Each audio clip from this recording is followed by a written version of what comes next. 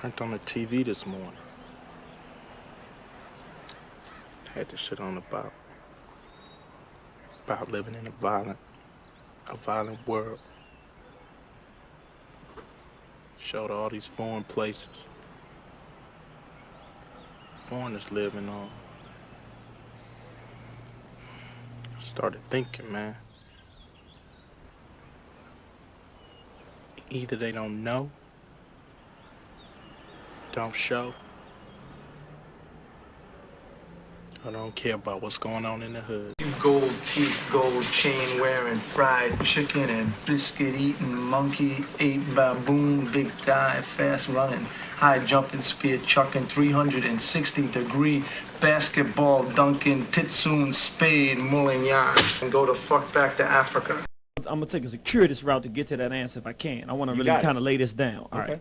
We are in a world where there's a primary system that exists called racism, white supremacy. Dr. Frances Weldon just passed. She told us about it. Now, this is our definition of racism, white supremacy, to make it very clear. Racism, white supremacy is a system of racial warfare developed by whites to do three things: conquer, exploit, then annihilate all non-white people on planet Earth. Good example, 500 years ago, we talked 500 nations of red people here. They came here, they physically conquered them. They began to exploit them for their labor. Once they got tired of playing with them, they out of here. All right. That is what we are facing now, and every other race on the face of this planet Earth, that's what everybody's facing. Now, what did they do? If we go back to the early 90s, if we remember from 80 to 88, before 80, you had a guy named George Bush. He was the head of the CIA. From 80 to 88, he was the vice president under Ronald Reagan.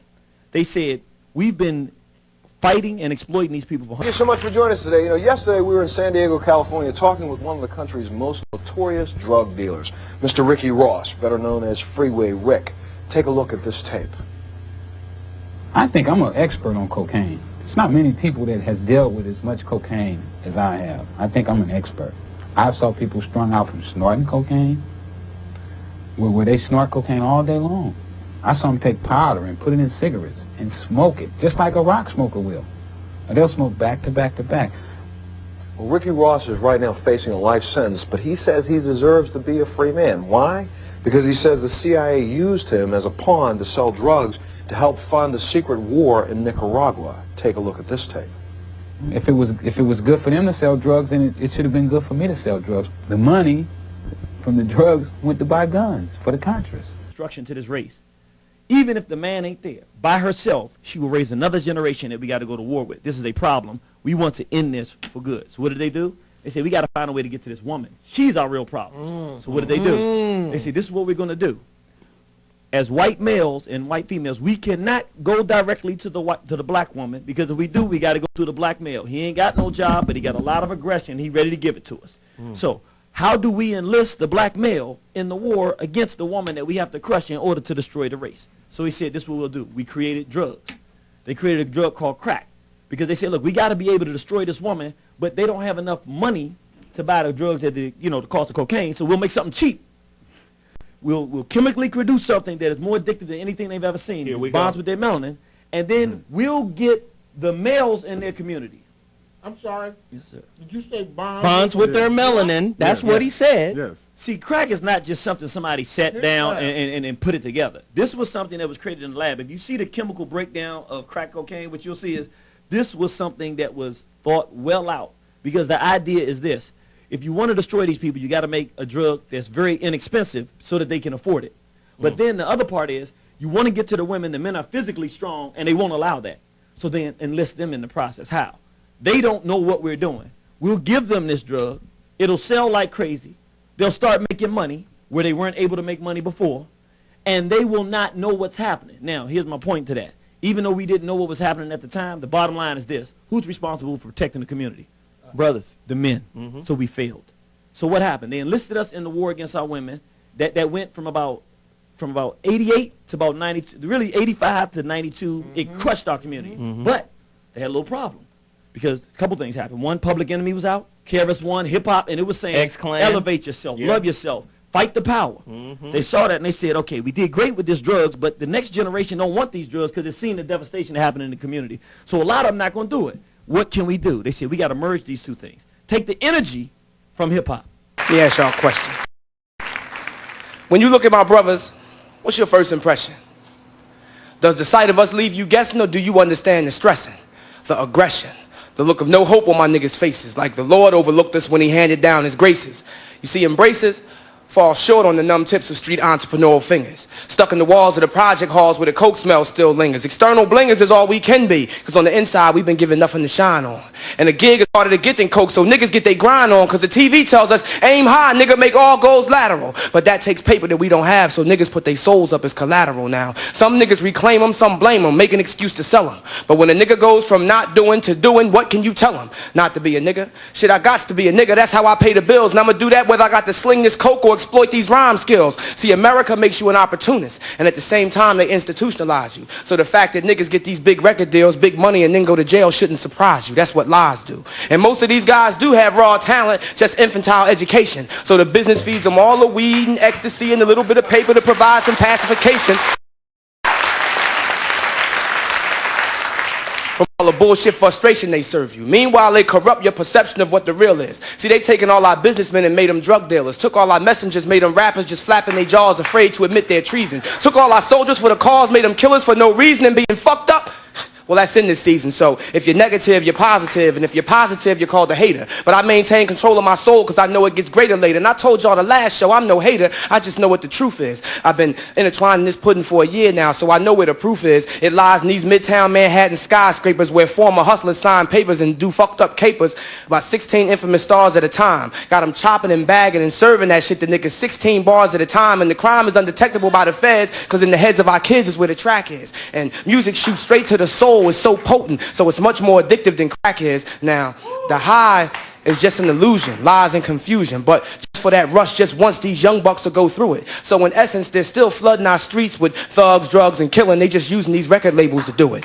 We want that aggressive energy. Yes. But turn it away from positivity and fighting white aggression. Fight the power. Stetsasonic, AFR, ICA, Angola, Soweto, Zimbabwe, Tanzania, Zambia, Mozambique, Botswana. This is what we was talking about. They said, get them off of that. What do? Stepping on some toes. Say it. NWA came out. Gangster rap. Yeah. Gangster rap. And the white so-called Jews said, wait a minute. This is brilliant. Here we have aggression. Yeah, they got the F the police in there, but it's a lot of other stuff that's negative. If we can finance this, then we can do something else. And I'm going to tell you something. If this controversy continues to escalate the way it has, and it will, I think this country will stop for a second and say it's wake-up call time. I think right now what we need to do is try to figure out whether or not there's any truth to this. So today we're going to discuss it. And my first guest worked for the government of the United States, for the Drug Enforcement Agency, for 25 years. He recently wrote a book called Triangle of Death, which he wrote and says it was written as fiction because if you had written it as fact, well, please welcome Mr. Michael Levine to the show.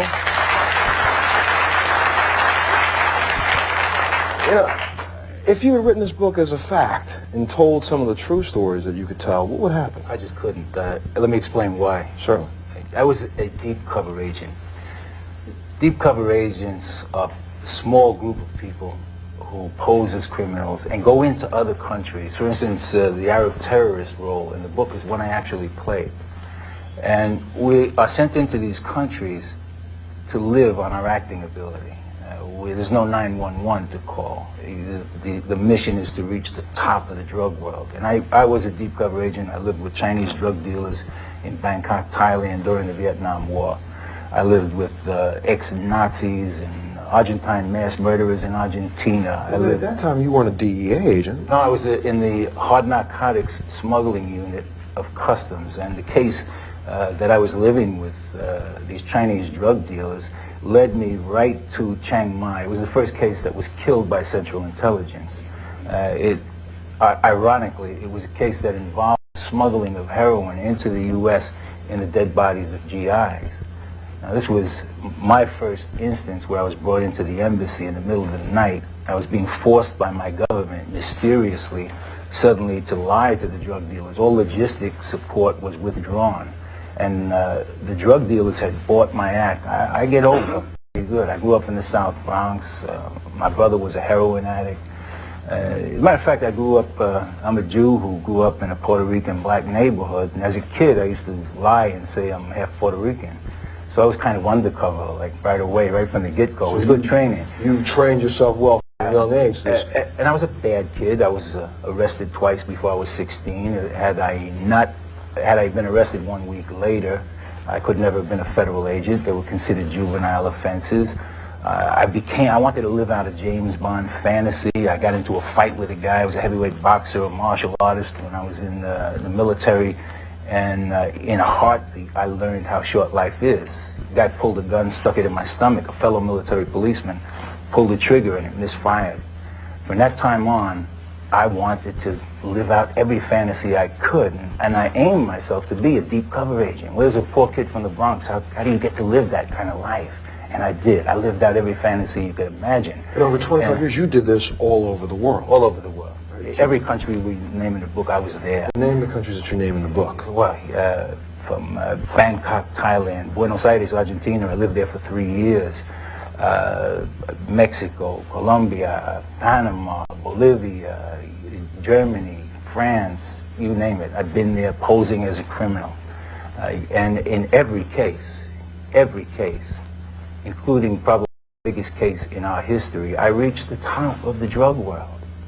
And to go back to the original question, and let me get to what happened when I reached the top of the drug world. The original question is, why can't I tell this as nonfiction? Well, when you become a deep cover agent, you're in violation of these countries' laws. If you screw up, you die. There's no doubt about it, and agents have died. In fact, the death I write about, the tortured death, one that's linked to CIA, comes from real life. You die. So the one rule that you live by is, and they tell this to you, resolve every situation in your own favor. And it is better to be tried by 12 than carried by 6.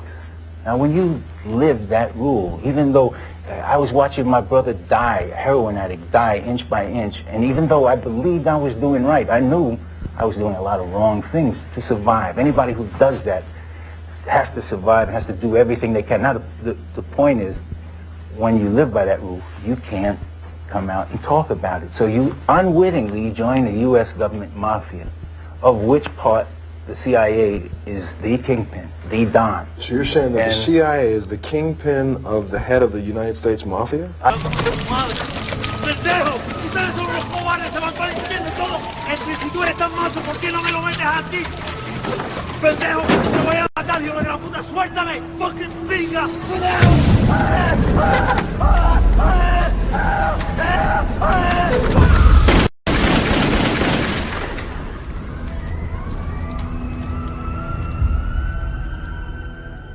Any of you voting for Hillary? You don't have to raise your hands. I do not blame you for wanting a female president. But that's a wicked woman.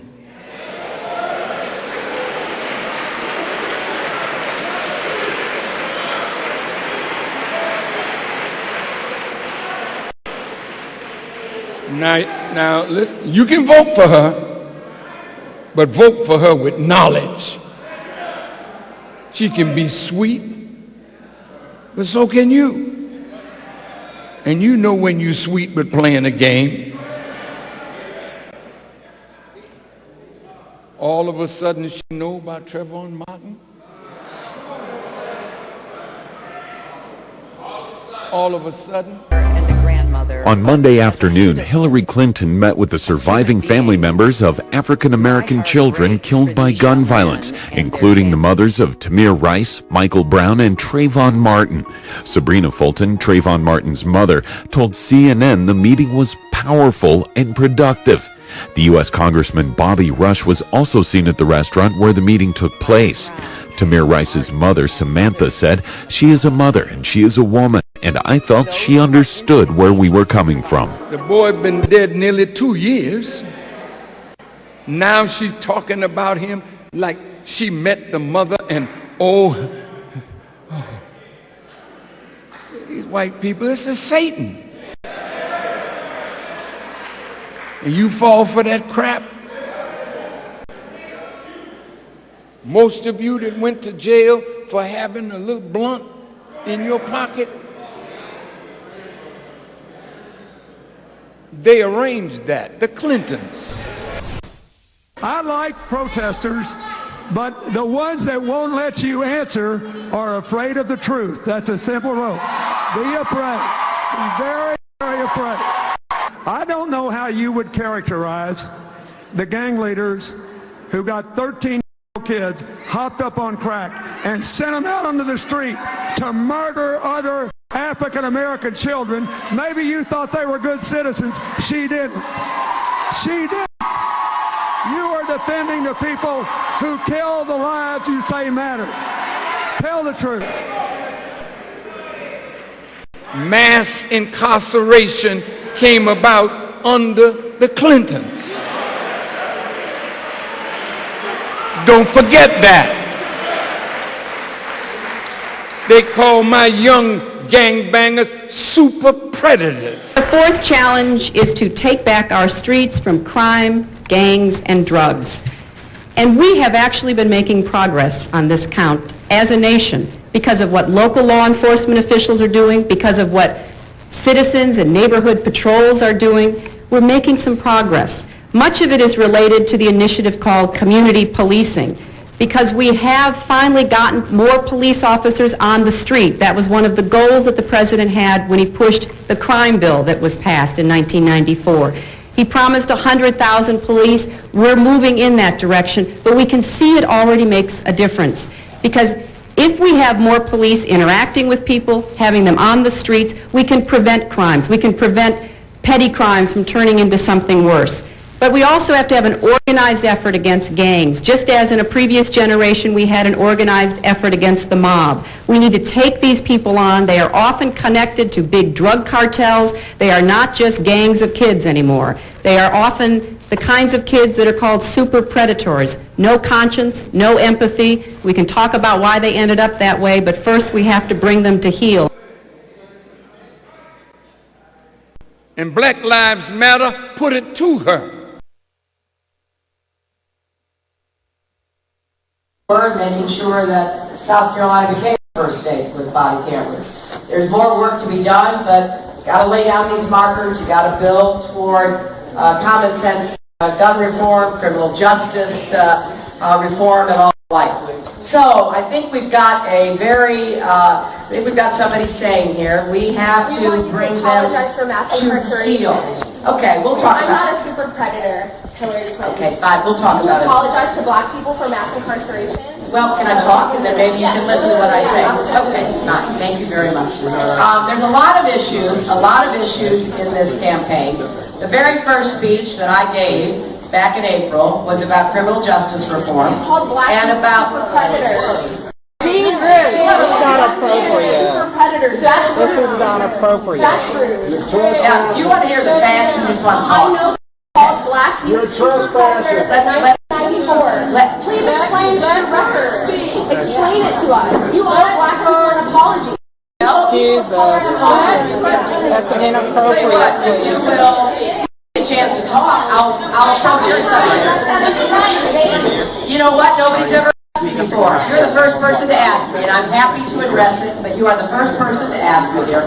Okay, back to the issues. The issues that I think are important. She didn't know how to handle that.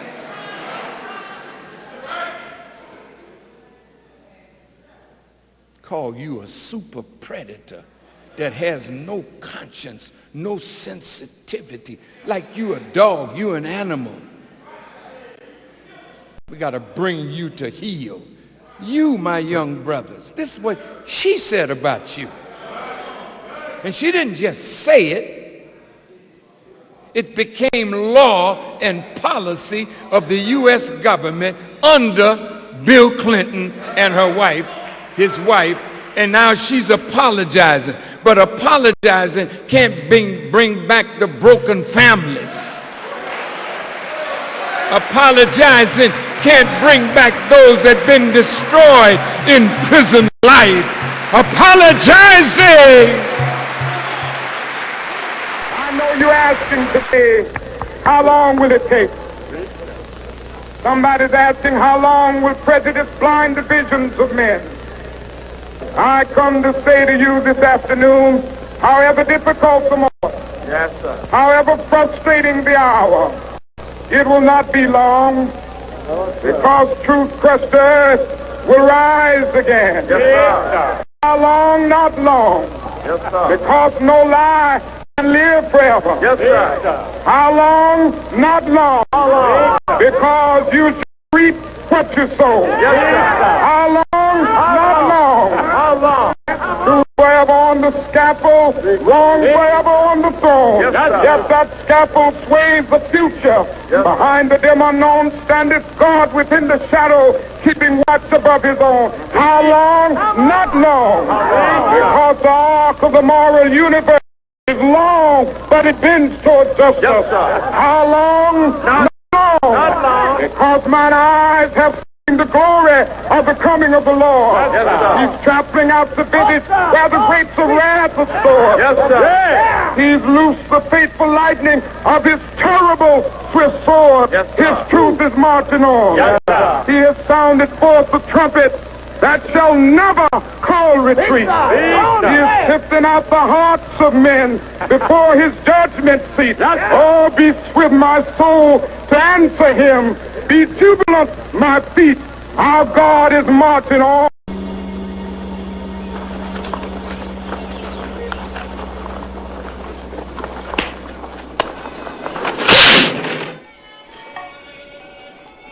Oh, don't hit back. Bolo!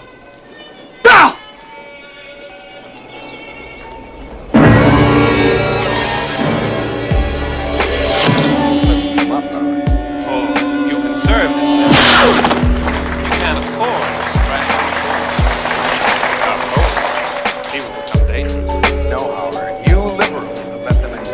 Society. You give them jobs, political jobs. Oh, you missed the point.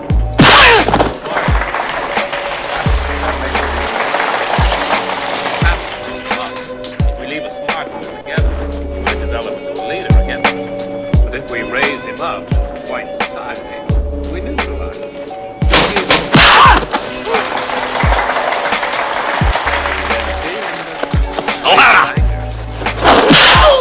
He becomes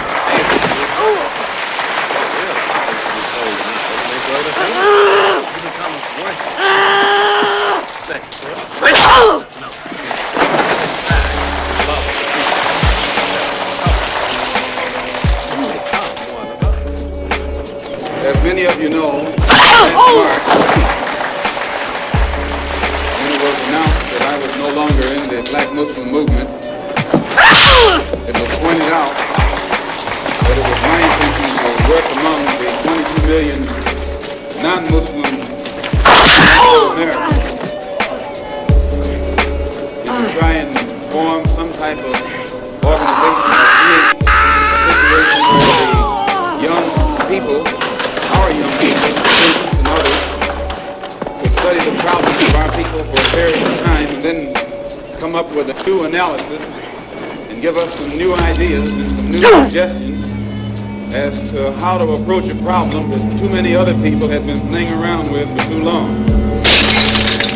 And that we would have some kind of meeting and determine at a later date whether to form a Black Nationalist Party or a Black Nationalist Army. There have been many of our people from all walks of life who have taken it upon themselves to try and pool their ideas and to come up with solutions to the problem that confronts all of our people.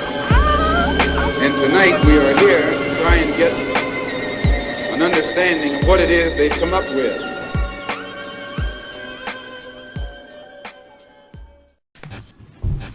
Hey, how's y'all doing? I'm your host, Mr. Blows Your Mind, bringing to your ears, your heart, your mind, your soul, bringing you the 101s, the history, the ins and outs, the who, what, when, why, and how. You know my motto, y'all. I'm not telling you what I heard. I'm telling you what I know. And I know I've been gone for a little bit, y'all. You know, sometimes I got to sit and collect up some of the information that is being disseminated out here. And there's been a whole lot been going on since the last time I put out a video.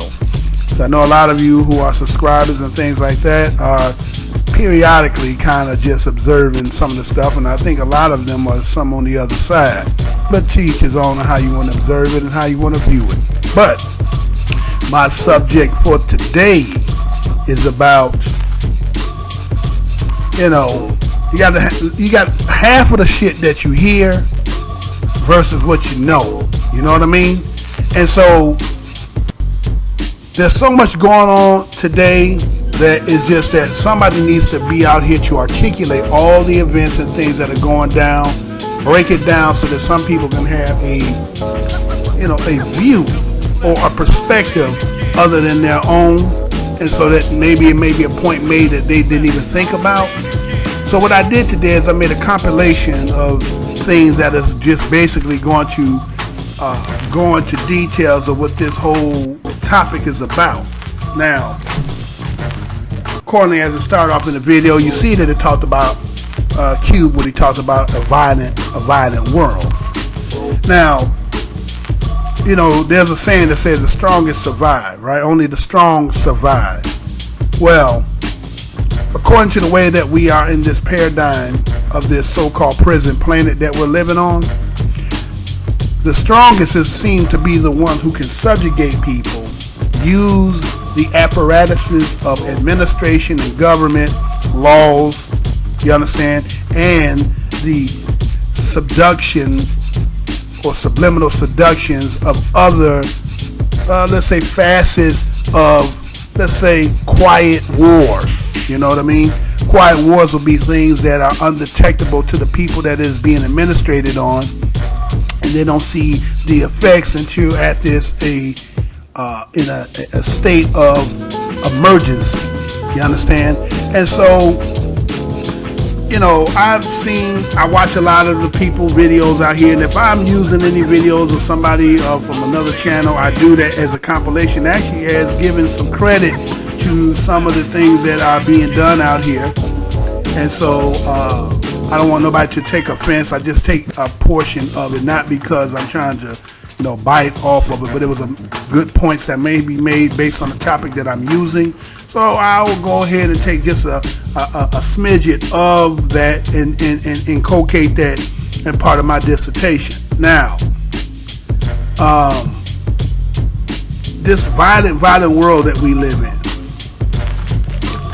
from the perspective of us as black people, we seem to be at the sediment of the jug, the jar, the glass, right? Everything comes down from a trickle, from up, down, trickling upon those people who tread on the lower aspect of the container. And a lot of people try to act as if they have compassion or they have heart for those people, when in truly, once you know history, you understand that that is a format of how they stay in power, is to keep those particular people, because poor people primarily are going to be the bigger population.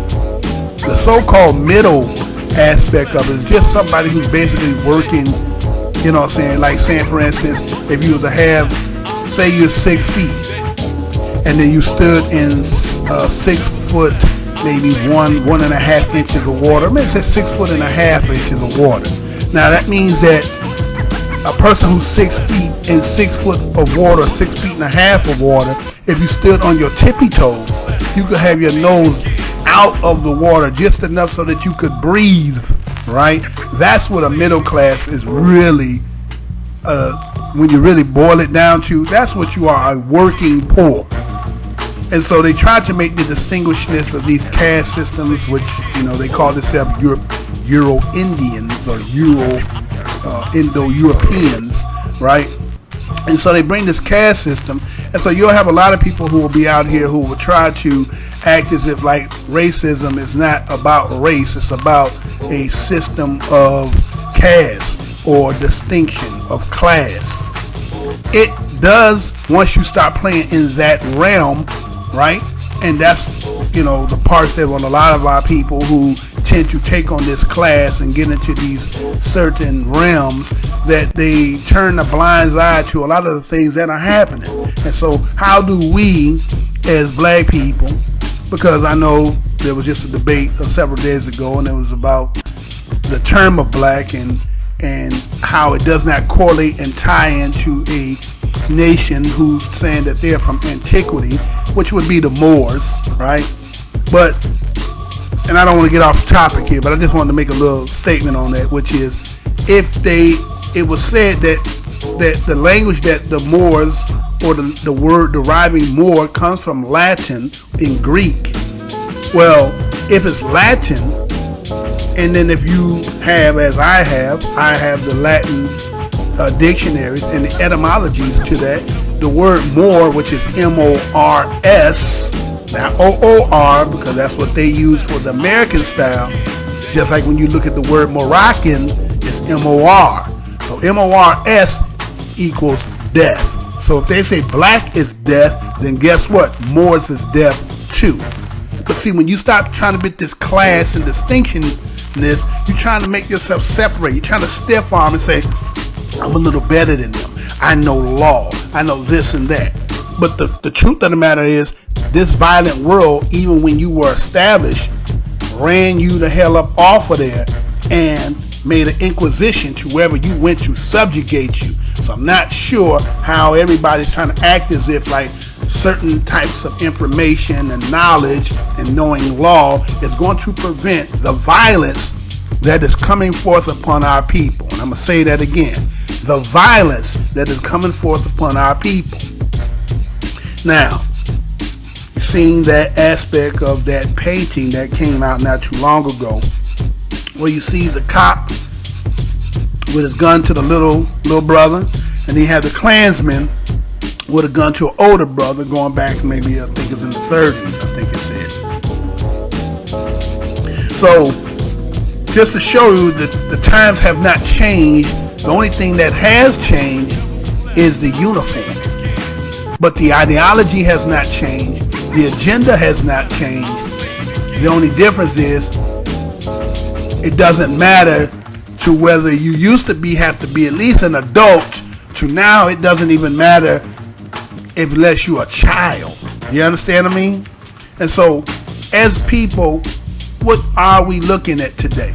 We know the elections are happening, and that where so much else is happening around internationally and globally, that the election that is going to happen here is going to have a connecting aspect up to all the stuff that is happening in other places, right? Because whoever you get in there is just a figurehead, but it's really the agenda that is laid that was really needs to be implemented. And it doesn't matter, just it's better to have something that people think that they have chosen, right? People think they have chosen something, so that they're saying that we're going along because we chose and picked this. But most people don't even understand, right? I've said in any other videos before that majority of the people who understand their politicalness only know this stuff from when they were 13 years old, when you did the Constitution test before you went to high school. And then after high school, if you didn't get any more political science or didn't get a study into the realms of government, then you have to rely on as when you were 13 about what you understand about the system. And so when people are going out here talking about a public election and voting, do you not know, for those who do not know, that the people cannot select the president or the vice president? And I'm going to say that again. Most people don't even understand that you cannot pick, the citizens cannot pick the president nor the vice president.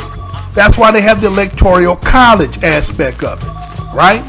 And that ties into the next aspect, as when you seen the brother Irritated Genie that was on the Zowat Williams show, right? And he was espousing the fact about white supremacy in all its aspects of how it does what it do, right?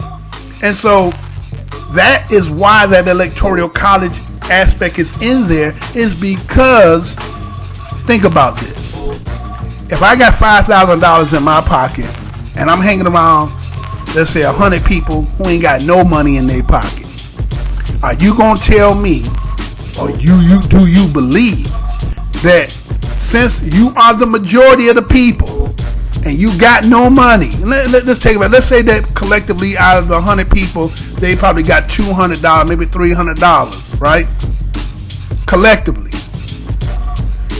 And let's say that because we want to do something, but because of the collectiveness of all of us, we say, well, we're going to tell you how to use your money, right? You who got more money than the rest of us, we're going to tell you how to spend your money and what to spend it on.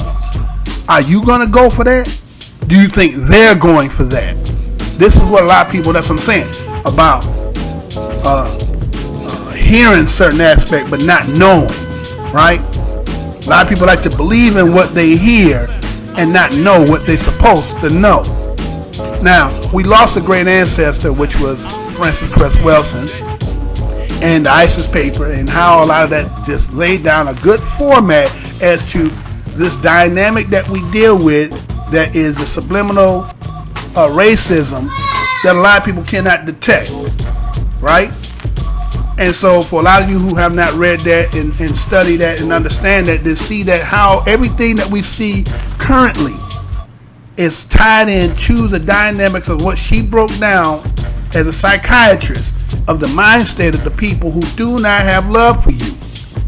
Now, the aspect of the difference between back then and now is you have, where they were in Africa, they took you in chains, and then when they brought you here, you're still in chains, but the only difference is then his suit has changed. You understand? He does it now with documents, laws, and all this other stuff, but you're still in the same condition.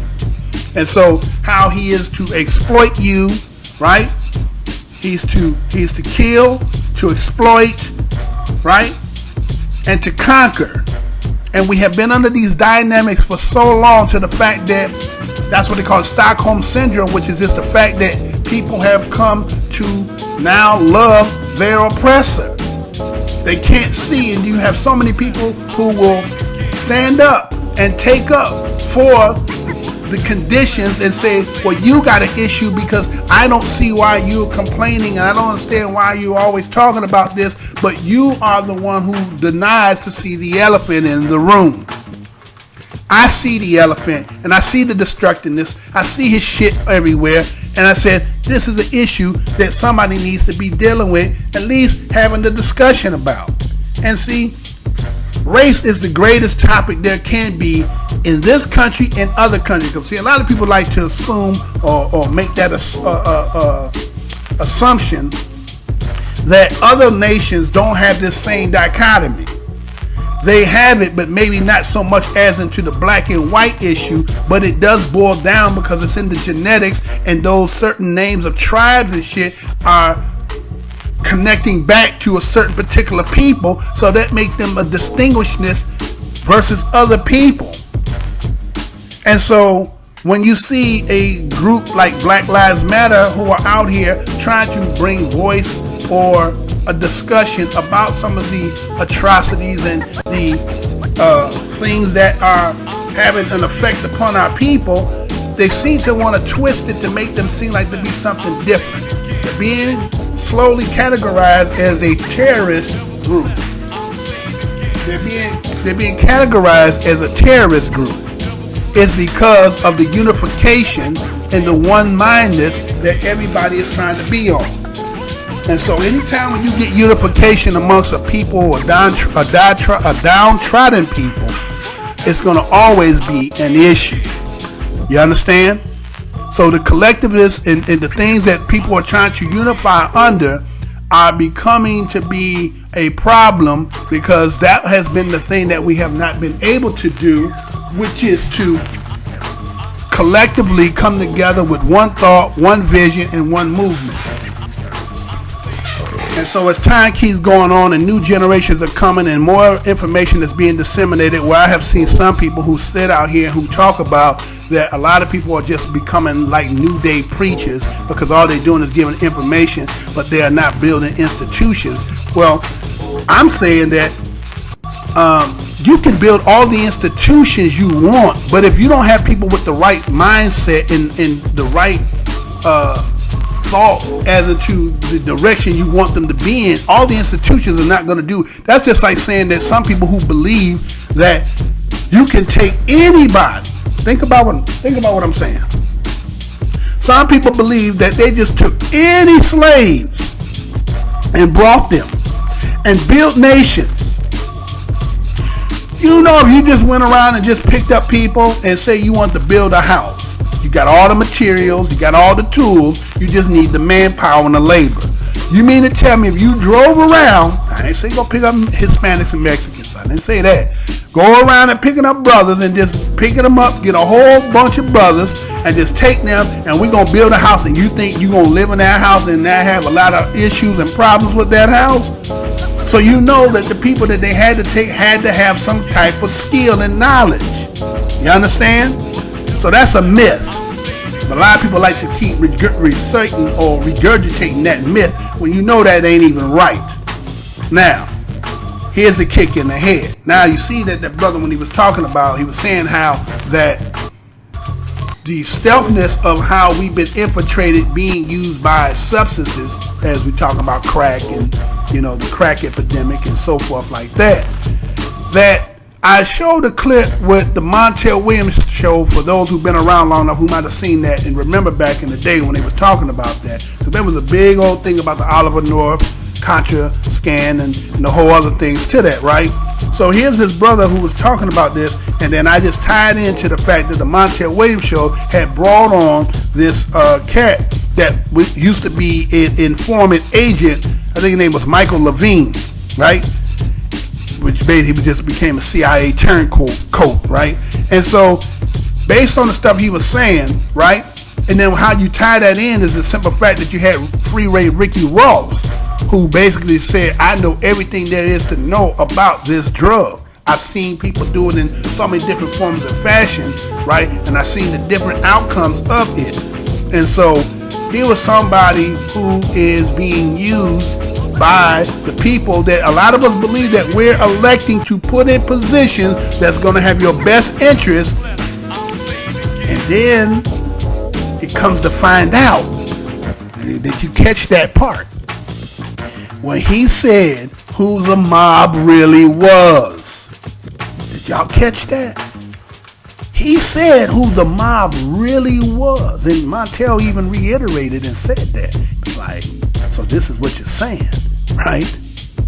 You seen the next clip after that, because you know that's exactly what you're getting, right? So with that, how you see that we get the drugs tied in and then use the formula of music as the brother Black Ice so eloquently broke down. He said it like it was science. It was science what he said, right? And then you have Michael Levine telling you from the inside. So it was a collaboration of all this, as well as Iratina Genie said, as the Jews look at the way how we can utilize this. And then they put it together as a package. So there's a lot of us who I keep seeing. I seen Ray Lewis the other day or several days ago, and he was saying things that's trying to be, you know, the one thing about a lot of our people who are professionals that seem to be trying to teeter-totter on this fine line and trying to give credence to one and trying to give correctiveness to the other without, you know, but really the correctiveness is a continuation of the people who you trying to be professional with, even though just because you became part of it, somehow you seen the better or the brighter side to it, but you're not understanding the systemicness to it, and sometimes you're not coming across well. You might be trying to mean well, but in actuality you're not sounding too well, is because you have to truly understand and realize and say, you know what, man, it is what it is. We know what it is, and you can't put sugar on shit and think it's gonna have good taste just because you got sugar on shit. It's still gonna be shit. It's just gonna have a little sweetness to it, whatever shit tastes like. And you understand? This is what a lot of us tried to do. Not a lot of me, but a lot of those who be trying to do that, right? Be trying to sit out there and try to put sugar on shit and try to make it palatable and have some taste to it and try to feed that shit to us. And we like, man, get out here with that bullshit. You get it? So, you see, again, as we're saying, we're in this political arena or this time slot now that they're trying to get in this new CEO chief. And you see Farrakhan comes out and he's imparting this information to let people know that a lot of people are so enticed and wanting to have a woman as a president. Now see, let's put it like this. When they had the feminist movement and a lot of the sisters who tried to be a part of that, they didn't realize that they were being used, and then they're trying to use it collectively as a population, but they didn't realize that they weren't getting all the benefits from being a woman, because you got a hyphenated woman. You're a black woman, a Chinese woman, an Indian woman. Woman is white woman, just like man is white man. So the women feminist movement was for white women who were the sisters, mamas, aunties, you understand, of the white man, and say, well, you got all this power and all this control. How about us being able to be in some of that? That's what they were fighting about, and you want to jump on that because you felt like, well, I'm feminine, she's a woman like I'm a woman.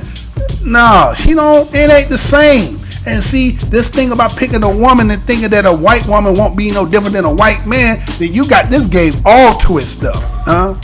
You twist up. You ain't figured this shit out yet.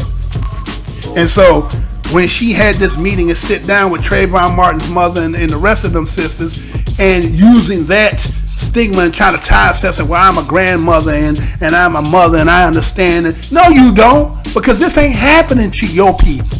It's happening to our people. But you're using that as an apparatus so that you can entice people to pick you, right? To back you. When in actuality, you don't give 2 cent shit about them, because when that sister from South Carolina who put up the sign and showed about the Black Lives Matter and asked her the question, should you apologize to black people? Did you see how she said no? Go back, listen to it. She said no. She's not apologizing to black people, not for me incarcerating, not for none of that. Nothing we did. We did what we did because that's who we are, and this is what we gonna do. And that's why Farrakhan said, and you fall for that? Huh? You fall for that? And then you have her husband comes on, and a lot of people, and I've heard where the originating of this first black president came from. Tom Joyner tried to say he said it, and Paul Mooney said it. He said it. Well, I'm gonna say both of y'all, that was some bullshit to even be saying that shit, because this motherfucker ain't black, and this because the motherfucker got his dick sucked and smoked some weed and played the saxophone don't make your ass black. And because we fell for that shit and we still stigmatized by that shit, you still have this affinity for people who just using that shit, and they got a motherfucking plan for your ass. You feel me?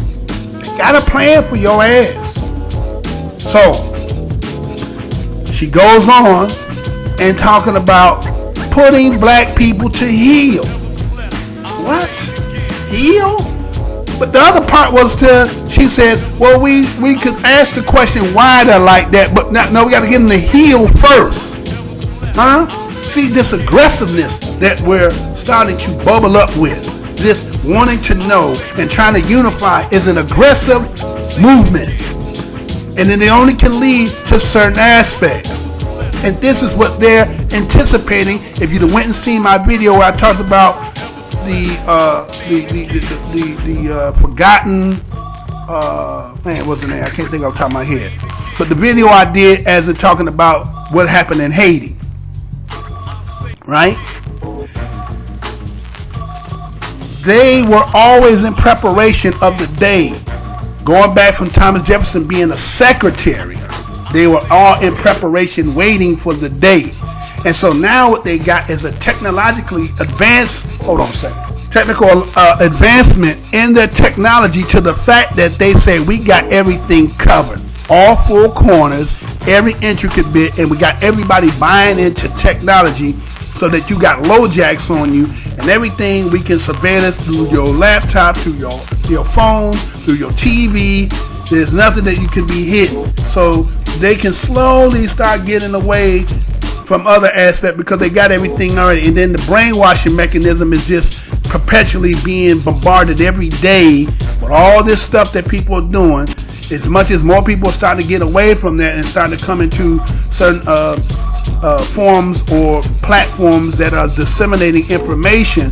But what we're starting to see now is that some of these platforms are starting to bicker and fight for positions instead of realizing that just take your platform and your platform and your platform and let's consolidate, right? We can consolidate and do some and use those as ways to utilize what we're doing and bringing different, subscribers and people and different information and consolidating all that. You understand? I mean, we don't got a lot of time, y'all. I already told y'all that the measure was Obama. He's already in his lame duck term, which means he don't have really too much more power to do too much. That's why they won't even allow him to appoint the next judge and say, nah, we want the next cat, not you. See, even though he rolling with them, but he still got the tent on him. You understand? He still got the tan on him. So they still treat him like, please pass the jelly. You remember that commercial? They start fainting and shit. This motherfucker was at the table with all the rich motherfuckers. I'm like, yeah, please pass the jelly. And the motherfucker start fainting and shit. Well, that's how he is. You know what I'm saying? He had the bloodline, but he kind of got the smudge. You know what I'm saying? I get so one time I worked at a place and there was a particular female that was there, and I think she was kind of, she was a little off. You know what I'm saying? And so she would go home, and they had a big shindig, whatever the hell they call that shit, right? So they went there and they took a family picture. Now she knew she was in the picture when she showed me the picture, and I was like, well, I know. It's like, well, where's you at? She said, well, I'm right. Damn. She's like, I know I was there. Yeah, you knew you was there, but they ain't trying to put you in the family picture with them because they kind of ashamed of you. That's how he getting. He's ashamed of the family. He get exposed because he was selling an ideal so that he can implement stuff that is going to have its effect that's coming, and they're going to tell you when it all start hitting, they're going to tell you, oh, it was him who did this, y'all. It was him. It was him that did this. So, man, I tell you, man, I got one other thing I'll say. A lot of people want to say that we need to, build black businesses and all this. I just read an article the other day, man, that was talking about this big collapse. Okay, as a matter of fact, I sent a video the other night about how they've been having all these meetings, these economic meetings and staff meetings, all up in April, right? Getting themselves prepared about this banking collapse that's about to happen, man. So I don't know why a lot of y'all are not reporting none of this. And for my subscribers and those who are listening, I'm about to bring out news. I got channels already created, but what I'm going to start doing is I'm gonna merge that over here so that you can start seeing it. Then if you go into the channel, I'm going to start doing some news that are not being reported that I think that we as black people need to be hearing and talking about, or at least have some knowledge of what's going on. Because we're sitting here talking about building on the Titanic. This is what I ain't understanding. People act like they don't understand the Titanic is sinking, and it's only being propped up just like saying, for instance, say you ain't been paying your rent, and you done got the notice for them 10 days, 30 days, you done got the court, you done got the sheriff to give you, and you don't go to court. So you know that after the date of that court, you got only about maybe 60 to 30 days, 30 to 60 to 90 days before they coming in there and they're going to evict all your shit. So what you doing for people who not really realizing what's going on with you easing your shit out of their apartment so motherfuckers don't know that your ass is moving. So you trying to slowly get all your shit out so that when they do, you going to get out of there in time, and then when they come to evict, with all the garbage and shit that you left, but you got all the main shit that you want. Do you understand my analogy here? That's what's happening here. This is what's happening here. And this is why you're seeing that they're tightening up on these damn, what they call those, passports. and all this shit, they're tightening up on all that shit, right? You owe money shit, I don't think you're gonna be able to. I mean, it's just they're killing us with on paper, huh? They said the pen is mightier than the sword. Well, in this case, this pen is killing us because we don't have people who are actually looking at all this and disseminating this information back to us so that we can see how much shit is changing and to affect us. We just constantly got this thing that we're just going to build our way out, store our way out, you know what I'm saying, economic our way out of this. If he collapsed the money, what difference would it be with your economics when he's going to take 50%, 70% of your money to devaluate it, so that now if you was only got $1 million, now you probably got to have maybe 200,000. You lost a lot in the exchange. So are we prepared for all that? Are we prepared for a lot of us who live in the hood, that these stores that are just enough just to, you know, just to give the little bullshit that we buying in these stores? When these stores are no longer there, where are we going to eat from? Are we preparing for that? The water, they're now starting to test all the waters. All this shit has all had lead and poison in it. Because anytime you have a large concentrated area of black people, you know damn well this is a testing area, experiment. Let me check this out. I heard a dude say that the technology about the water, that they have devices that can transmit frequencies that changes the content of the water to a disease. And then he also said they can eradicate it. So when I hear something technology like that, I'm not looking at the good that you're talking about. I'm looking at the bad, because I always know that you're putting the bad on us. And for a lot of people who don't want to hear that, that's on you, man. You keep pretending and acting as like shit ain't real out here when this shit is real out here. It's been an agenda a long time. And they only told you, you're going to get down and lay down. And a lot of us ain't willing to get down. So you know the only option you got left. And this is the conversation that's going to have to be had somewhere, someplace, somewhere, by somebody. It's just what it got to be, y'all. Because we can't keep playing and acting as if, like, you heard what King said, how long? Not long. How long? Not long. We ain't got long. But we know God's plan is moving forward. Now, who this God is, or who's the God of manipulation here, his plan is going forward. But what we're looking at is the end result, which is Bruce Lee whooping that white motherfucker's ass flawlessly, and then giving him the death blow at the end. Well, just want to give y'all a little short synopsis on this video here. And again, I'm Mr. Blows Your Mind, your host, bringing to your ears, your heart, your mind, your soul, bringing you the 101s, the histories and the ins and outs, who, what, why, and when, and how. Because you know, I'm not telling y'all what I heard y'all. I'm telling you what I know.